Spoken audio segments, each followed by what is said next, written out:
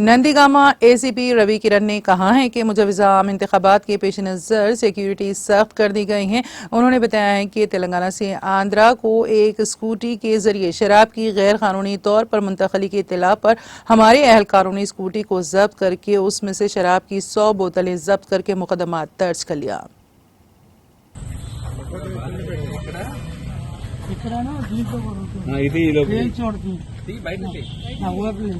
ఎలా తీయాలి రెండే మనం తీయండి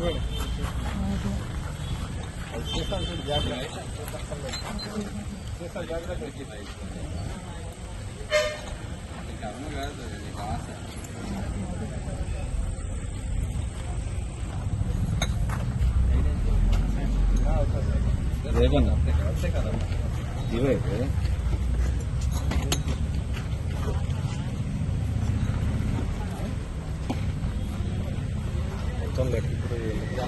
ఇవే చూపించండి